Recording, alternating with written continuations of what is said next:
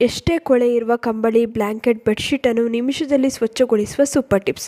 ಎಷ್ಟೇ ಕೊಳೆ ಇದ್ದರೂ ಪರವಾಗಿಲ್ಲ, ಜಾಸ್ತಿ ಉಜ್ಜೋದು ಬೇಡ. ವಾಷಿಂಗ್ ಮಿಷಿನ್ನಲ್ಲಿ ಒಗೆಯಿರಿ, ಇಲ್ಲ ಕೈಯಿಂದ ಒಗೆಯಿರಿ. ಕಂಬಳಿ, ಬ್ಲ್ಯಾಂಕೆಟ್, ಬೆಡ್ಶೀಟ್ಗಳು ಹೊಸದರಂತೆ ಆಗುತ್ತದೆ.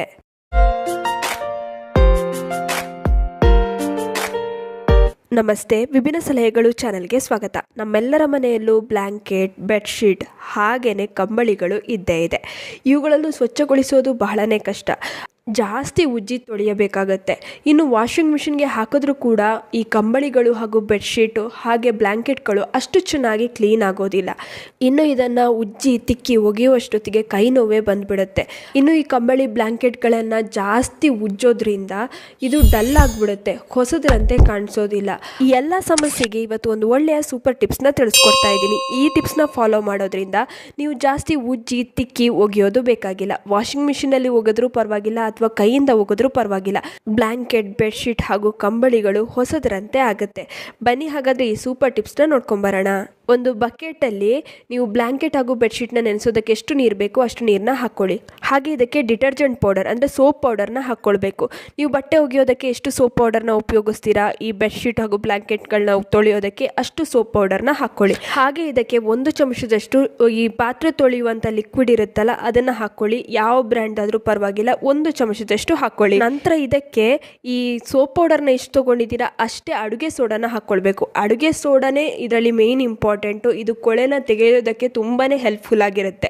ಇದನ್ನ ಹಾಕೋದನ್ನ ಸ್ಕಿಪ್ ಮಾಡಬೇಡಿ. ಇನ್ನು ಇದಕ್ಕೆ 1 ಚಮಚದಷ್ಟು ಉಪ್ಪನ್ನು ಸೇರಿಸ್ಕೊಳ್ಬೇಕು. ಉಪ್ಪನ್ನ ಹಾಕೊಳ್ಳೋದ್ರಿಂದ ಈ ಕಂಬಳಿ, ಬ್ಲ್ಯಾಂಕೆಟ್ಗಳು, ಬೆಡ್ಶೀಟ್ಗಳು ಬಣ್ಣ ಬಿಡೋದಿಲ್ಲ. ಅಷ್ಟೇ ಅಲ್ಲ, ಕೊಳೆ ಕೂಡ ಡೀಪ್ ಆಗಿ ಕ್ಲೀನ್ ಆಗುತ್ತೆ. ನಿಮಗೆ ಬೇಕಾದ್ರೆ ಹಾಕೊಳ್ಳಿ, ಇಲ್ಲಾಂದ್ರೆ ಸ್ಕಿಪ್ ಮಾಡ್ಬೋದು. ಹಾಗೆ ಇದಕ್ಕೆ ಒಂದು ಸ್ಪೂನ್ ಅಷ್ಟು ಶ್ಯಾಂಪೂನ ಹಾಕೊಳ್ಳಿ. ಶ್ಯಾಂಪು ಹಾಕೋದ್ರಿಂದ ಬಟ್ಟೆಯಲ್ಲಿ ಒಳ್ಳೆ ಶೈನ್ ಬರುತ್ತೆ. ಇವಾಗ ಒಮ್ಮೆ ಎಲ್ಲವನ್ನು ಚೆನ್ನಾಗಿ ಮಿಕ್ಸ್ ಮಾಡ್ಕೊಳ್ಳಿ. ನಂತರ ಈ ಬ್ಲ್ಯಾಂಕೆಟ್ಗಳು ಹಾಗೆಯೇ ಬೆಡ್ಶೀಟ್ಗಳನ್ನು ಒಂದೊಂದೇ ನೆನೆಸಿ. ಇವುಗಳಲ್ಲಿ ತುಂಬಾ ಜಾಸ್ತಿ ಕೊಳೆ ಇರುತ್ತೆ, ಆದ್ದರಿಂದ ಸಪ್ರೇಟಾಗಿ ಒಂದೊಂದನ್ನೇ ಈ ರೀತಿ ನೆನೆಸ್ಕೊಳ್ಳಿ. ನಂತರ ಇದನ್ನು ಸುಮಾರು 40 ನಿಮಿಷ ಹಾಗೆ ಬಿಡಿ. ಸಾಧ್ಯ ಇದ್ದರೆ, ನಿಮ್ಮ ಹತ್ರ ಟೈಮ್ ಇದ್ದರೆ ಒಂದು ರಾತ್ರಿ ಎಲ್ಲ ಹಾಗೆ ಬಿಟ್ಟು ಬೆಳಗ್ಗೆ ತೊಳಿಬೋದು. ಅದು ಇನ್ನೂ ಚೆನ್ನಾಗಿ ಕ್ಲೀನ್ ಆಗುತ್ತೆ. ನಾನು ಸುಮಾರು 1 ಗಂಟೆ ಹಾಗೆ ನೆನೆಯೋದಕ್ಕೆ ಬಿಟ್ಟಿದ್ದೆ. ಇವಾಗ ಕೊಳೆ ಸ್ವಲ್ಪ ಚೆನ್ನಾಗಿ ಬಿಟ್ಕೊಂಡಿದೆ. ನಂತರ ಇದನ್ನು ಇನ್ನೊಂದು ಬಕೆಟ್ಗೆ ಹಾಕ್ಕೊಳ್ತಾ ಇದ್ದೀನಿ. ಒಂದೊಂದನ್ನೇ ಬ್ಲ್ಯಾಂಕೆಟು, ಬೆಡ್ಶೀಟ್ಗಳನ್ನು ಸಪ್ರೇಟಾಗಿ ಇನ್ನೊಂದು ಬಕೆಟ್ಗೆ ಹಾಕ್ಕೊಳ್ತಾ ಇದ್ದೀನಿ. ನೋಡಿ ಎಷ್ಟು ಕೊಳೆ ಕಾಣಿಸ್ತಾ ಇರ್ಬೋದು, ಎಷ್ಟು ಕೊಳೆ ಬಿಟ್ಟಿದೆ ಅಂತ. ಹಾಗೆಯೇ ಬಟ್ಟೆ ಕೂಡ ತುಂಬಾ ಚೆನ್ನಾಗಿ ಕ್ಲೀನ್ ಆಗಿದೆ. ನೀವೇ ನೋಡ್ಬೋದು, ನಾನು ಜಾಸ್ತಿ ಉಜ್ಜಿಲ್ಲ, ತಿಕ್ಕಿಲ್ಲ, ಏನು ಮಾಡಿಲ್ಲ. ಕ್ಲೀನ್ ಮಾಡೋದಕ್ಕೆ ಹಾಕಿದ್ವಲ್ಲ ಸಾಮಗ್ರಿಗಳು, ಅದೇ ತುಂಬಾ ಇಂಪಾರ್ಟೆಂಟ್. ಅದರಿಂದನೇ ಕೆಲಸ ಮುಗಿಯುತ್ತೆ. ನೀವೇ ನೋಡ್ಬೋದು ಬಟ್ಟೆಗಳಲ್ಲಿ ಎಷ್ಟು ಶೈನ್ ಇದೆ ಅಂತ. ಈ ರೀತಿ ನೀವು ತೊಳೆಯೋದ್ರಿಂದ ಬಟ್ಟೆಗಳು ತುಂಬಾ ಚೆನ್ನಾಗಿ ಕ್ಲೀನ್ ಆಗುತ್ತೆ.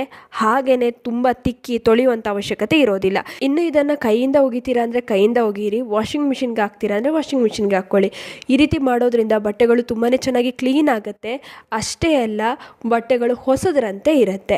ಈ ಟಿಪ್ಸ್ನ ತಪ್ಪದೆ ಫಾಲೋ ಮಾಡಿ ನೋಡಿ. ನಿಮ್ಮ ಈ ದೊಡ್ಡ ಕೆಲಸ ನಿಮಿಷದಲ್ಲೇ ಮುಗಿಯುತ್ತೆ. ಇನ್ನು ಈ ವಿಡಿಯೋ ಇಷ್ಟವಾಗಿದ್ದಲ್ಲಿ ಲೈಕ್ ಮಾಡಿ, ಶೇರ್ ಮಾಡಿ. ನಿಮ್ಮ ಅನಿಸಿಕೆ, ಅಭಿಪ್ರಾಯಗಳನ್ನು ಕಾಮೆಂಟ್ ಸೆಕ್ಷನಲ್ಲಿ ತಿಳಿಸಿ. ನೀವಿನ್ನೂ ವಿಭಿನ್ನ ಸಲಹೆಗಳು ಚಾನಲನ್ನು ಸಬ್ಸ್ಕ್ರೈಬ್ ಮಾಡ್ಕೊಂಡಿಲ್ಲ ಅಂದರೆ ದಯವಿಟ್ಟು ನಮ್ಮ ಚಾನಲನ್ನು ಸಬ್ಸ್ಕ್ರೈಬ್ ಮಾಡ್ಕೊಳ್ಳಿ. ಹಾಗೆ ಪಕ್ಕದಲ್ಲೇ ಇರುವ ಬೆಲ್ ಬಟನನ್ನು ಕ್ಲಿಕ್ ಮಾಡಿ. ಧನ್ಯವಾದಗಳು.